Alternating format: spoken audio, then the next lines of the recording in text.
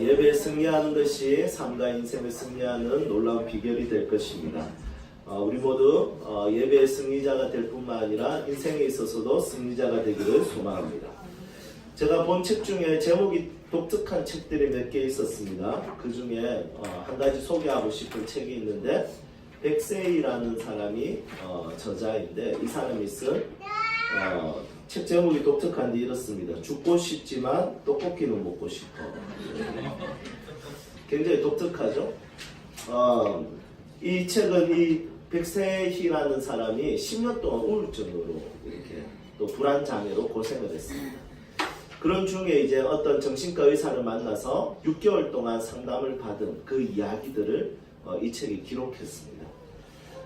이 사람이 의도한 책 제목은 어떤 의미일까요? 감정의 한쪽은 죽을 만큼 인생이 힘들지만 또 다른 감정의 한쪽은 떡볶이가 먹고 싶어하는 살아가고자 하는 열망이 이 양쪽 감정이 자기 안에 있는 것을 이렇게 책으로 이 사람이 글을 적어놨습니다.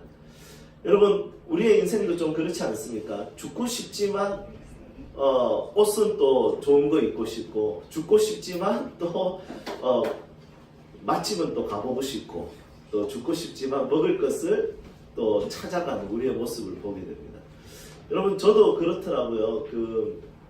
제가 어떤 장례식에 딱 갔는데 어떤 분의 말 한마디가 참 마음에 많이 남았어요. 그게 뭐냐면 어머니가 돌아가신 그래 하유라 어머니가 돌아가셨는데 둘째 날이 되고 첫째 날은 정신이 없어서 식사를 다 걸렀는데 둘째 날은 식사를 하셨어요. 그러면서 이분이 저에게 뭐라고 하냐면 그래도 밥은 넘어가네요 이렇게 이야기하더라고요. 어머니가 돌아가셔서 마음이 너무 힘들고 정말 지쳐있는데 정말 슬픈데 또 몸은 먹으려고 하는 자신의 모습을 보게 됐을 때 진솔하게 그렇게 저에게 전도사님 그때 제가 전도사였으니까 전도사님 밥은 넘어가네요 그래도 이렇게 이야기하시는 것을 들은 적이 있습니다. 여러분 이런 감정도 그렇듯이 우리의 영적인 부분도 비슷한 부분이 있어요. 한쪽으로는 어떠냐면 죽을 것 같이 나를 어렵게 만드는 어두운 죄성이 내 안에 있어요. 그리고 다른 한쪽으로는 사랑하는 하나님을 위해서 살고자 하는 열망이 내 안에 동시에 있어요. 이 두 가지가 내 안에 있는 것을 봤을 때 이 백세이라는 저자가 죽고 싶지만 그래도 떡볶이를 먹으면서 살아가고 싶어하는 열망이 같이 있듯이 내 안에서도 죄를 짓고자 하는 열망과 하나님 나라를 위해서 선하게 살고 하나님 사랑하며 살려고 하는 애쓰고자 하는 그 열망이 두 가지가 같이 있는 스스로의 모습을 보게 됩니다. 사도 바울은 이것을 어떻게 표현하냐면 사망과 함께 살고 있다, 시체와 함께 살고 있다로 표현을 했습니다. 그런 것처럼 우리 그리스도인들에게는 이것 때문에 참 갈등이 많아요. 이것 때문에 자기 안에서 내적 갈등과 어려움들이 참 많습니다.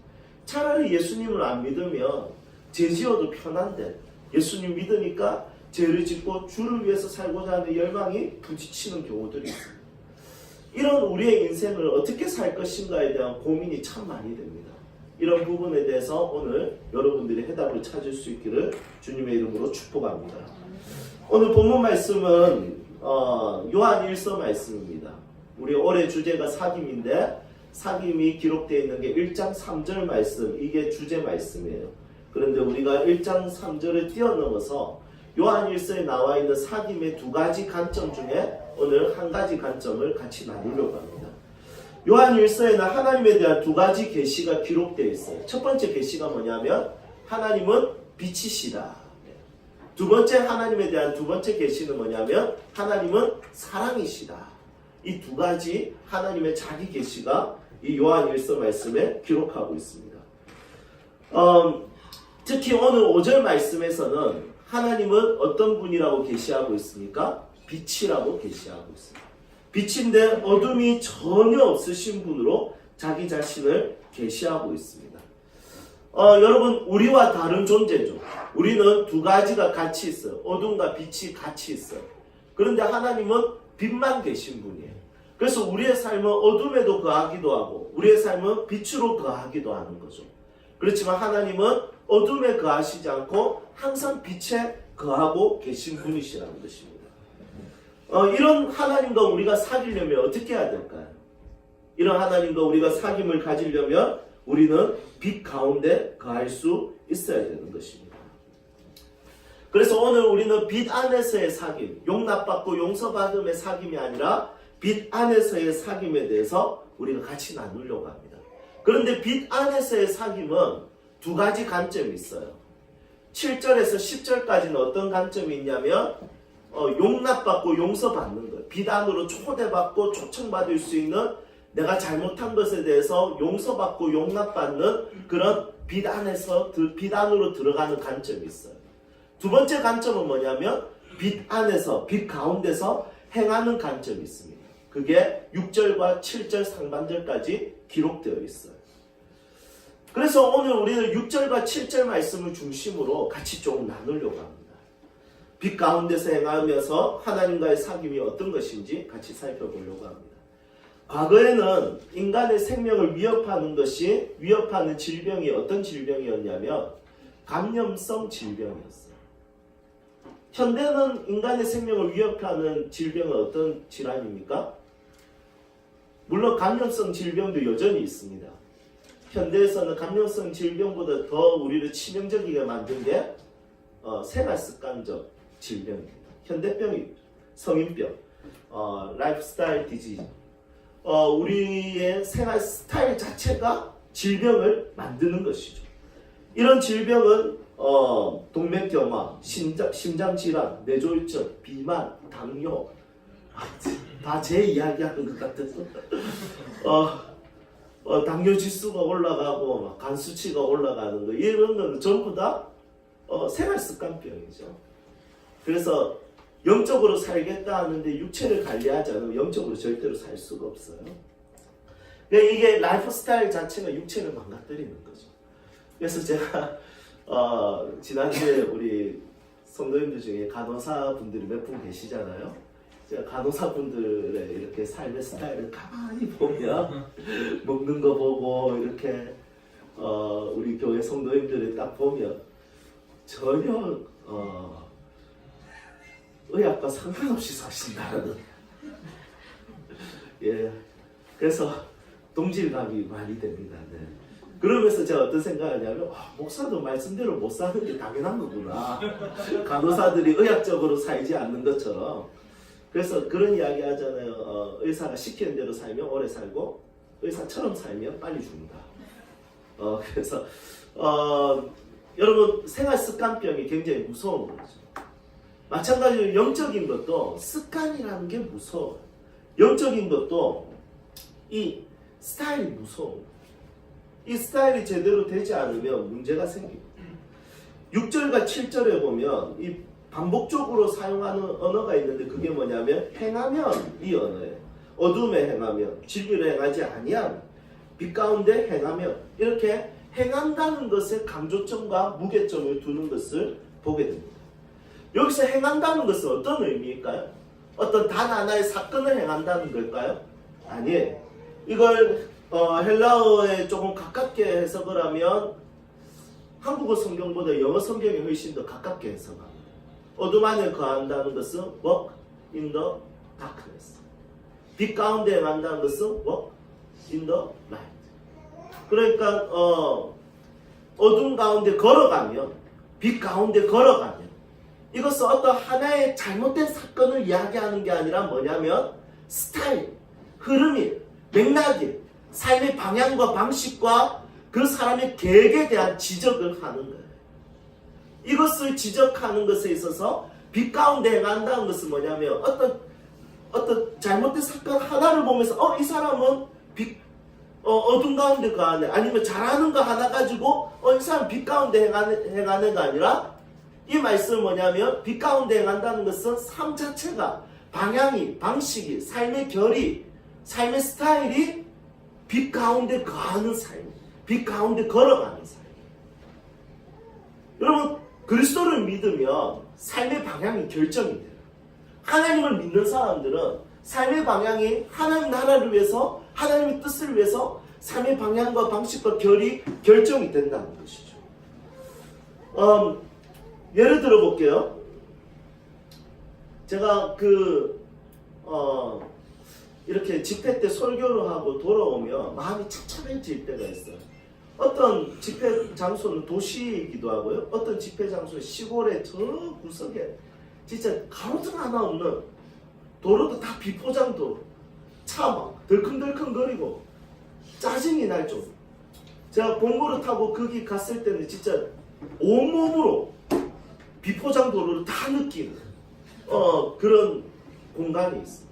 그래서 설교를 하고 이제 집회를 마치고 이제 돌아오는 길에 가로등도 없고 뭐 티 나올 것 같고 마음이 착착할 때가 있어요. 그럴 때 갑자기 고라니가 막 티 나오고, 여러분 한 번은 고라니가 나올 때 이제 저랑 눈이 딱 마주쳤어요. 제 차를 보면서 딱 고개를 돌리더라고요. 하반신을 쳤어요. 미안했어.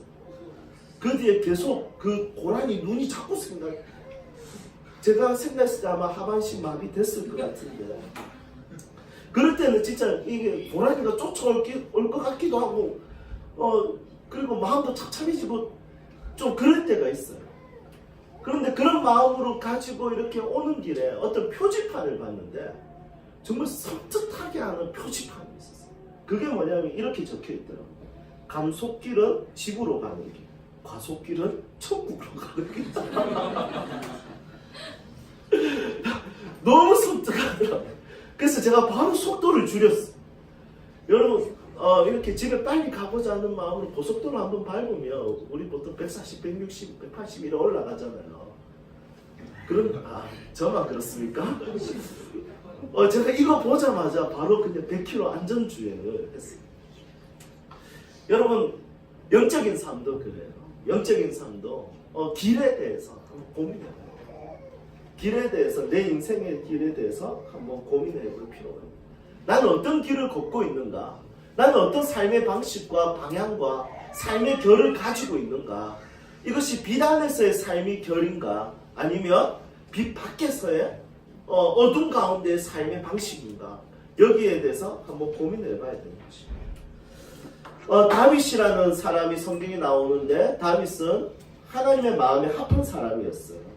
하지만 그의 인생에는 치명적인 실수를 했어요. 그게 뭡니까? 우리아의 아내 바세바를 성범죄를 한 거예요. 그리고 이것을 들킬까봐 어떻게 했냐면 그의 남편 우리아를 살인해버린 거예요. 여러분 너무너무 큰 사건이죠. 치명적인 것이죠.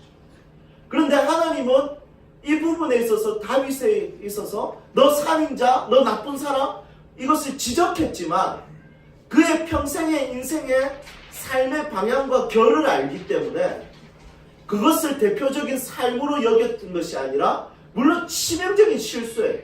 마태복음 1장에도 솔로몬이 태어난 것에 있어서 뭐라고 하냐면, 다윗은 바세바를 통해서 솔로몬이 태어났다라고 기록하지 않아요. 뭐라고 되어 있냐면 마태복음 1장에 이렇게 기록되어 있어요. 우리아의 아내를 통해서 솔로몬을 태어나게 했다. 여러분 다윗에 대한 죄에 대해서 하나님은 굉장히 신중하고 진중하게 다루는 것을 마태복음 1장에 기록하고 있어요.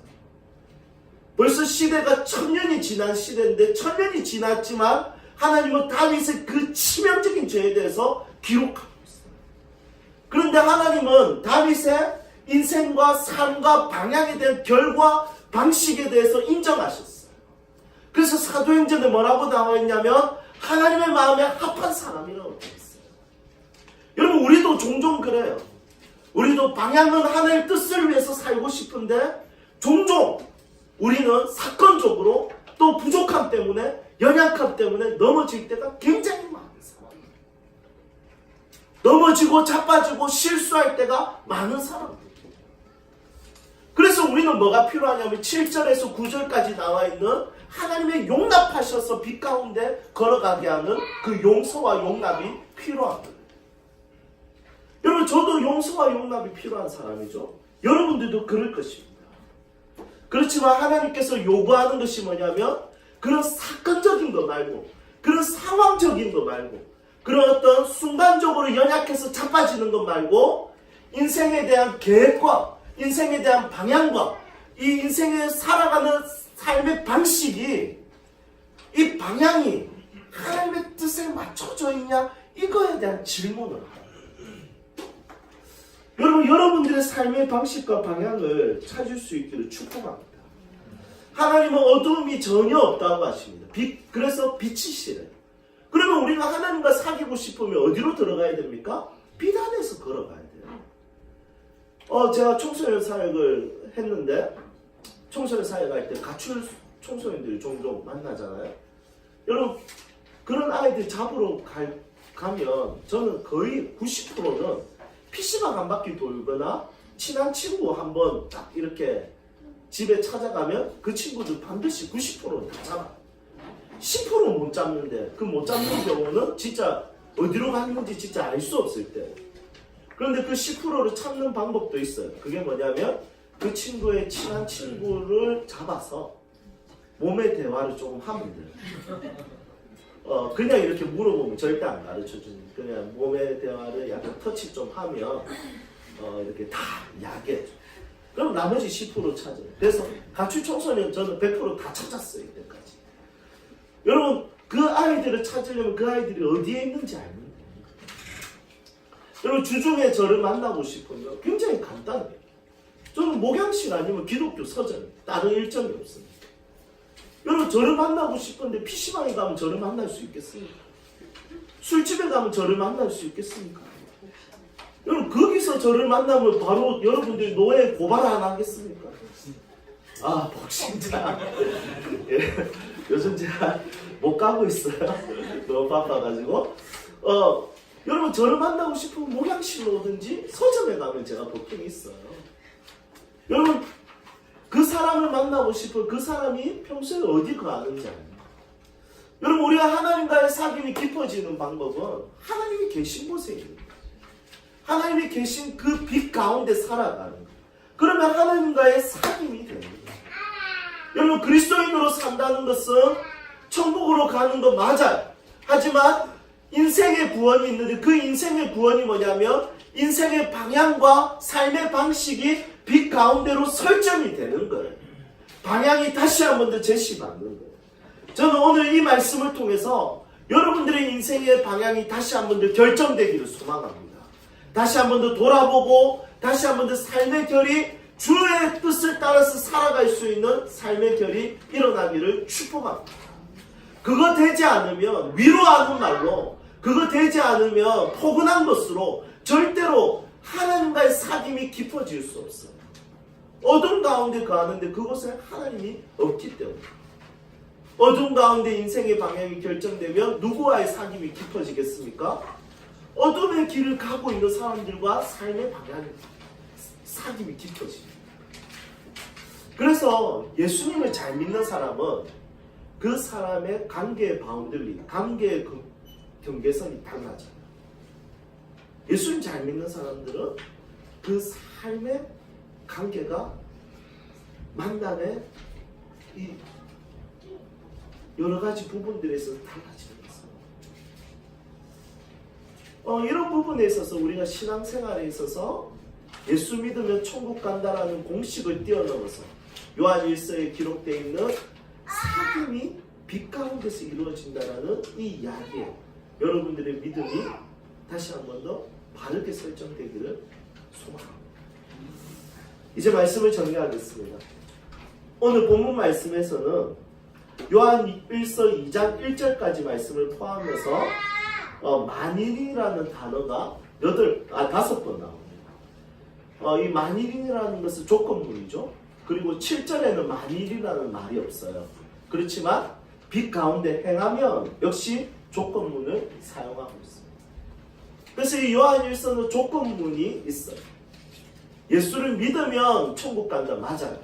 하지만 하나님을 믿으면 빛이신 하나님을 믿으면 빛 가운데 살아가는 거예요. 빛 가운데 살아가면 하나님과 사귐이 있는 거예요. 여러분 성경은 이런 조건문에 있어서 굉장히 중요하게 해요. 근거가 굉장히 중요합니다. 여러분 세상의 우상은 근거가 없어요. 그냥 108배 하면 괜찮은 거예요. 세상의 우상은 그냥 돈 많이 내면 괜찮은 거예요. 그런데 성경에서 말하는 복은 그런 것이 아니라는 거예요. 성경에서 말하는 복은 삶을 뜯어 고치는 거예요. 성경에서 말하는 것은 생각을 뜯어 고치는 거예요. 성경에서 말하는 것은 인생의 계획을 뜯어 고치는 거예요. 삶의 방향을 재설정하는 거예요. 이게 없으면 절대로 하나님이 주시는 복을 누릴 수 없어요. 100번, 1000번 예배를 드려도 100시간을 기도해도 절대로 인생이 바뀌지가 않아요. 인생이 바뀌는 것은 말씀을 듣고 기도하는 것을 통해서 삶의 방향이 결정돼요. 삶의 방향이 고쳐져요. 여러분, 지금 여러분들이 무기력한 이유가 무엇입니까? 방향을 잃었기 때문입니다. 여러분들이 지금 무기력한 이유가 삶의 방향에 대해서 잃어버릴 가능성이 굉장히 많아요. 오늘 이 말씀을 통해서 하나님, 저는 어떤 방식과 어떤 방향을 따라서 살아가야 되겠습니까? 이 질문을 하고 주님이 주시는 답과 해답을 얻을 수 있기를 주님의 이름으로 축복합니다. 한 주간 동안 하나님께서 우리의 삶의 방향을 이 모양 저 모양으로 여러 가지 사건으로 인해서 하나님께서 우리를 지도해 주시기를 축복합니다. 우리 같이 찬양합시다.